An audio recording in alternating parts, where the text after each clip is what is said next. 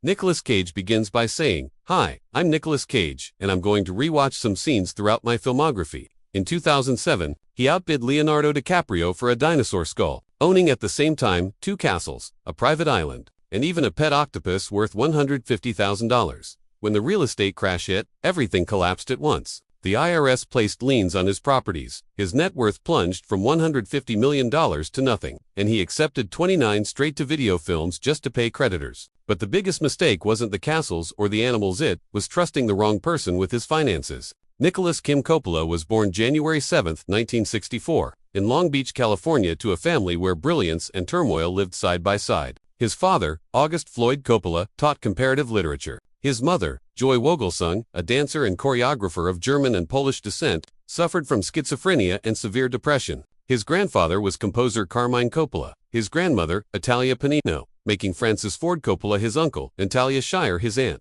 Sofia Coppola, Roman Coppola, and Jason Schwartzman were his cousins. From the outside, it was Hollywood royalty. Inside the house, it was chaos. His mother disappeared into hospitals for long stretches, undergoing electroshock therapy, leaving Nicholas to cope by emotionally detaching and studying her episodes like a scientist. At 15, he got a tiny part in Fast Times at Ridgemont High, credited under his real name, and the cast mocked him with Apocalypse Now quotes. He changed his name to Nicolas Cage, half inspired by comic hero Luke Cage, half by avant-garde composer John Cajun. Francis Ford Coppola was furious. At 17, he dropped out of Beverly Hills High, worked at Fairfax Cinema selling popcorn and staring at the movie screen during breaks, wondering how he'd ever get there. Valley Girl became his breakout. Shot in 22 days for $350,000 and earning $17 million.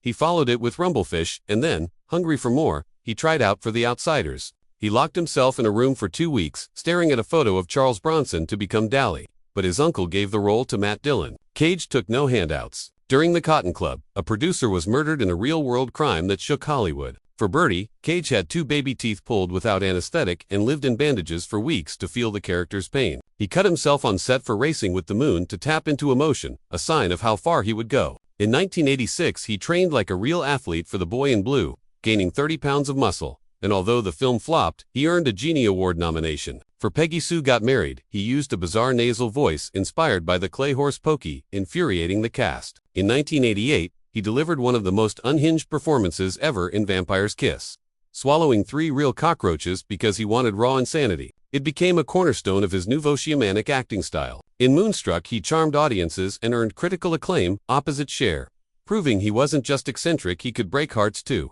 Firebirds came in 1990, a Top Gun with helicopters action film, while David Lynch's Wild at Heart let him channel Elvis with his own real snakeskin jacket that represented individuality and personal freedom. He ventured into obscure European cinema with Time to Kill in 1989 before returning to mainstream success with Honeymoon in Vegas in 19, where he skydived as an Elvis impersonator, even as his real-life gambling addiction mirrored the film. In 1995, he won an Oscar for Leaving Las Vegas, playing a man drinking himself to death. He got drunk for real during scenes, and the emotional toll destroyed his marriage to Patricia Arquette. Then came his action hero era, The Rock in 1996 with Sean Connery, which grossed $335 million, but pushed Cage through stunts involving simulated VX gas that caused temporary vision loss. Con Air followed in 1997, earning $224 million, where Cage improvised the iconic line, "Put the bunny back in the box." A stuntman was killed during filming. Face Off the same year required lifelike robotic replicas of Cage's face,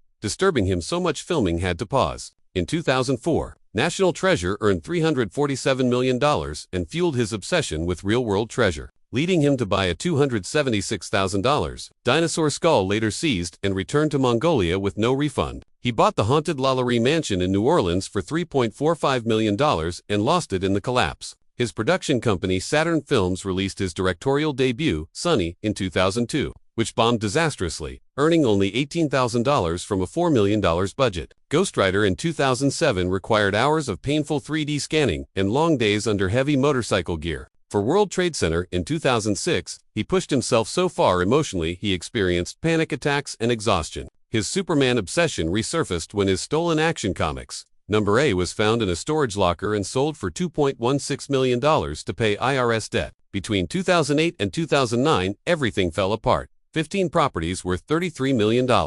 Castles in England and Germany, exotic cars, the island, the skull all gone. The The IRS placed $13 million in liens. He owed $14 million in back taxes. He sold his comic collection for $8 million. He blamed business manager Samuel Levin and sued him for $20 million. Cage refused bankruptcy. Instead, he made 29 straight-to-video films between 2010 and 2015, earning over $100 million, saying he needed the money to support his mother's mental health care. On Drive Angry, he did nearly all stunts himself, got temporarily deafened in an explosion, and rode a motorcycle at 100 miles per hour on the 405-4 research. In the frozen ground, he nearly collapsed from hypothermia while filming in Sub-Zero, Alaska. His relationships were as turbulent. With Christina Fulton, he had Weston Cage in 1998, and their relationship was marked by accusations of controlling behavior. Fulton later sued Cage and Weston, 2025. His marriage to Patricia Arquette was full of fights and long separations until it ended in 2001. His marriage to Alice Kim lasted 12 years and produced their son Khaled, but it also saw Cage arrested in 2011 after a drunken argument. His 2019 marriage to Erica Koik lasted 4 days before he claimed he was too drunk to consent. His exotic pets, two albino king cobras, he believed wanted to kill him. A shark, a crocodile, and a $150,000 octopus, he said, helped him act were used against him during a custody battle. His financial downfall peaked with the dinosaur skull scandal, leading him to return the fossil to Mongolia. While filming Bad Lieutenant, Port of Call, New Orleans, Herzog suspected he was using cocaine. But Cage had only used saccharin while studying how real cocaine affected movement after an Australian doctor once treated his sinus infection with it. His tax nightmare ended only after years of relentless work. And by 2012, he finally paid the IRS over $6 million, clearing the 2007 debt. The story of Nicolas Cage is not just a career, it is chaos, genius, recklessness, obsession, pain, reinvention, and survival, all wrapped inside a man who never stopped acting, even when the world thought he was finished. And yet, through all of it, the chaos, the lawsuits, the late-night tabloid explosions, the strange rumors about snakes, islands, and disappearing fortunes, what kept Nicolas moving forward was the same unpredictable creative fire that pushed him to swallow cockroaches and vampires, Kiss and Scream, Biblical Madness, and Mandy, decades later. He said he could feel his life splitting into two timelines, the one the world gossiped about, and the one where he was just a man who wanted to tell stories before time ran out. So he doubled down on the strange, the surreal, while shooting a tiny independent film in Eastern Europe, he slept in a freezing monk's cell because he said discomfort sharpened the senses. In another role, he spent weeks practicing a silent scream until his eyes watered on command. Directors whispered that even in his lowest years, he was the hardest working actor alive, a man who would show up at 5 a.m. with a thermos of black coffee and an idea, scribbled on a napkin about a scene that didn't even exist yet. And slowly, the world that once mocked him began paying attention again, not to the scandals, but to the work. Films like Joe, Mandy, Pig, and Dream Scenario reminded everyone that beneath the memes and the headlines was an artist who never stopped reinventing himself. Critics called it a renaissance. Cage called it survival. He said every role from then on was a way of rebuilding the castle he lost, brick by brick, scene by scene, not the physical castle in Europe, but the one inside him that fame had once burned down. And as he stepped onto new sets in his 60s, hair longer, voice calmer, eyes wiser, he seemed less like a fallen star, clawing his way back, and more like a man who had lived 100 lifetimes, each one stranger and more painful than the last, and somehow came out the other side still believing that the next script might be the one that saves him completely.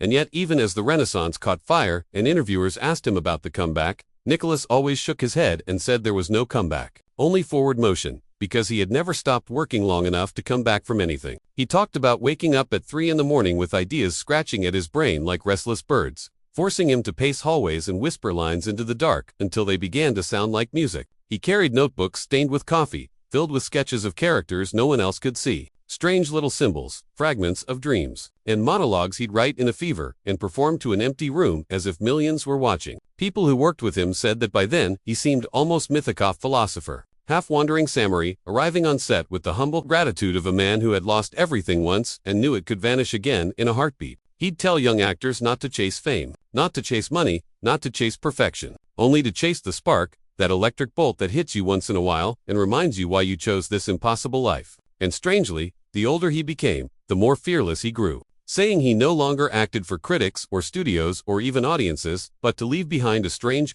shimmering trail of stories that felt like pieces of himself scattered across time. When he filmed late at night, exhausted crews said he would look out into the darkness between takes, as if talking to someone only he could see, and then return with a softness that never existed in his earlier years, less fire, more soul. He once said in a quiet moment that the greatest role he ever played wasn't a convict, a sorcerer, a soldier, a pirate, or even a broken man trying to drink himself to death. His greatest role, he insisted, was learning how to live again after losing the script to his own life, rewriting it day by day, scene by scene, without knowing the ending, but trusting that maybe, for once, the third act would finally be kind. And as the years rolled forward, Nicholas found himself drawn less to the noise of Hollywood and more to the quiet corners of life he had ignored in his youth. The shadowy bookstores that smelled like rain and dust. The lonely desert highways where the sky felt too big to carry alone. The late-night diners where no one recognized him and he could drink black coffee in peace. He said these places healed him in ways awards never could. He began writing letters to people he had wronged, not to erase the past, but to free himself from it, even if he never mailed a single one. Some nights he would sit in his backyard under the old jacaranda tree, watching the purple blossoms fall like slow-motion snow, thinking about the strange chain of miracles and mistakes that had led him to this exact moment. He no longer chased chaos,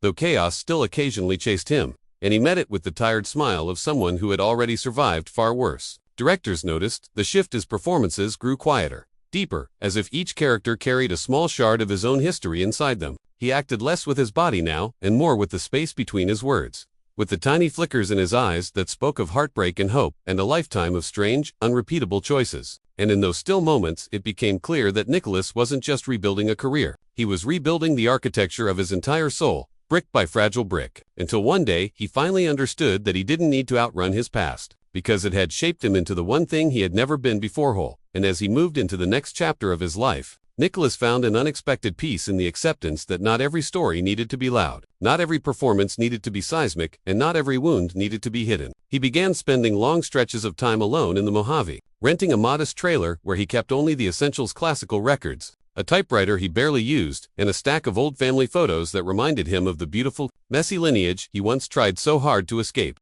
Out there, where the wind carried no judgment and the stars pressed close like old friends, he reflected on the strange truth that he had become both the architect and the survivor of his own mythology. He said the desert made him honest. It forced him to tell the truth, not to the world, but to himself. Some nights he would light a small fire, sit in a folding chair, and speak out loud to the darkness as if it were an audience that couldn't applaud or walk out. He talked to it about fear, about legacy, about the weight of being misunderstood, and the surprising comfort of realizing that not being understood could be its own kind of freedom. The roles he chose during this period were quieter, almost meditative characters who lived on the fringes, searching for meaning in broken places. And in playing them, Nicholas found himself drawn to a softer kind of intensity, a gentler madness, the kind that didn't require roaring or breaking or bleeding, but instead demanded patience, vulnerability, and an almost spiritual stillness. It was the first time in decades he felt in control not of his career, but of his inner weather. And for a man who had spent a lifetime wrestling with storms, the calm felt like the greatest performance he had ever given.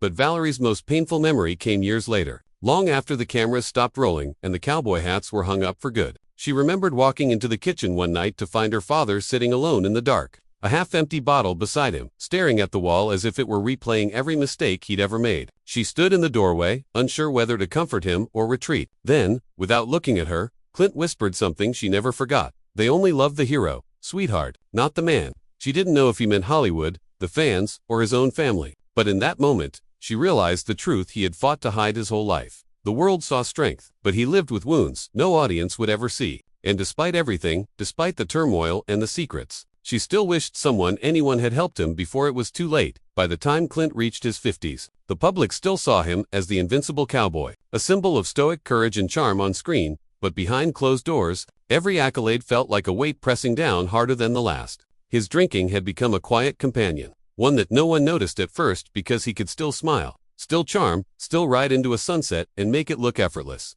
But the laughter on set, the applause from audiences, even the bright lights of premieres, none of it could drown out the echoes of his childhood. The long silent nights when his mother's illness had consumed the house, leaving only fragments of memory and a young boy forced to become a caretaker for a world too heavy for him. He tried to shield Valerie, tried to be a father who could erase the shadows, but sometimes the shadow of his own fear and sorrow became too much. There were moments, rare but unforgettable, when he would break, admitting to her, in whispers that cut deeper than any critic's words, that he felt trapped not by Hollywood, not by fame, but by the very legacy of his own family, by the weight of being expected to be more than a man could bear. And Valerie, for all her love, realized that being Clint Walker's daughter was not just living in the glow of stardom, was navigating a labyrinth of love, disappointment, fear, and fragile hope. where every victory in public could mask a private defeat, and every smile could hide a storm that no one else would ever see. As Valerie grew older, she began to understand the pattern, the rhythm of her father's hidden struggles, the late nights alone in his study, the bottles tucked away in closets, the excuses for missing family events, the sudden bursts of anger followed by long stretches of silence. Clint tried to explain, in the only way he knew how, that the world outside was relentless,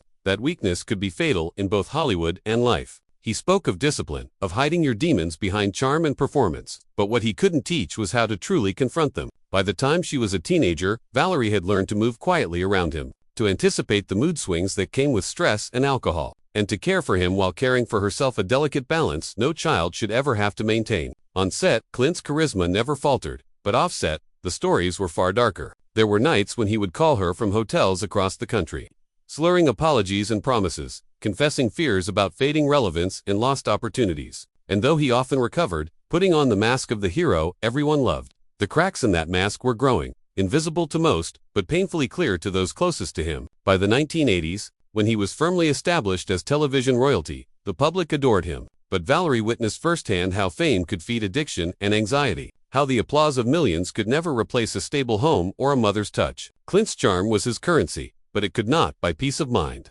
Each award, each handshake, each photograph with a star-studded smile felt increasingly hollow, a reminder that the man behind the legend was fragile, human, and often unbearably lonely. Over time, Valerie realized that loving her father meant accepting both the hero and the man, broken by circumstances he never fully controlled, and that in the shadows of his brilliance lay lessons about resilience, survival, and the quiet courage of confronting one's own darkness even when the world only sees the light.